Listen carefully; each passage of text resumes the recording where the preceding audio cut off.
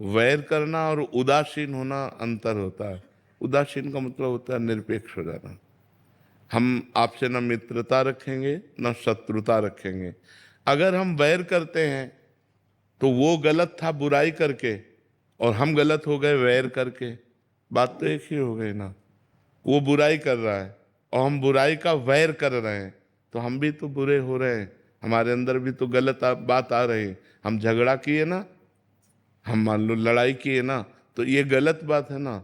हमको उपेक्षा कर देनी चाहिए। उसे कहते हैं शास्त्रीय शब्दों में उदासीनता। उदासीनता न मित्रता और न शत्रुता। आपका आचरण है, आप जानिए।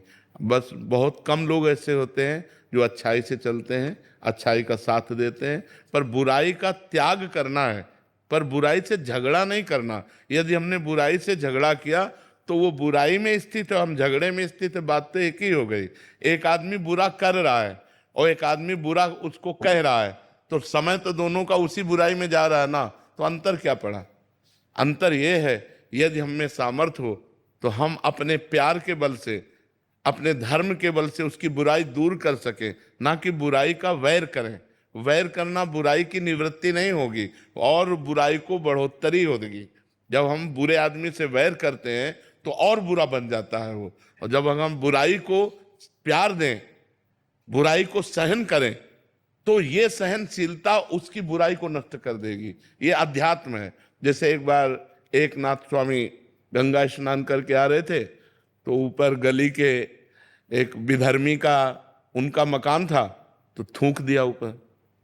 वो फिर गंगा नहाने गए, फिर थूक दिया, फिर नहाने, 100 बार थूका।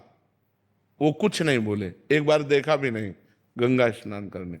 100वीं बार वो आके चरणों में गिर गया, क्योंकि 100 बार थूका और वो एक बार भी नहीं देखा, एक बार भी गाली नहीं दिया, एक बार भी नहीं बोले। तो आके हाथ जोड़ा और कहा गलती पड़ गई, मुझे क्षमा करो, मैंने 100 बार आपके ऊपर थूका, तो उनका मेरे ऊपर आपकी कृपा हुई। देखो संतों का स्वभाव, अच्छाई का स्वभाव, मेरे ऊपर आपकी कृपा हुई, क्योंकि मैं एक दिन में एक बार गंगा नहाता था और आपकी कृपा से 100 बार गंगा नहाया हूं। इसमें अपराध क्या? वो जिंदगी भर के लिए बुराई छोड़ दी। ऐसे गंभीर संत होते हैं। तो हमें चाहिए, अच्छाई हमारी यही है कि बुराई हमको परास्त ना कर पावे और बुराई से हमारा वैर ना हो पावे। त्याग। महाराज जी ये कैसे करें? नाम जप। नाम जप करोगे, नाम जप में बहुत सामर्थ्य होती है। जब अपने अंदर साधुता लाएंगे, हम नाम जप करेंगे, तो चाहे स्त्री हो चाहे पुरुष, बराबर भगवान की कृपा सब पर है।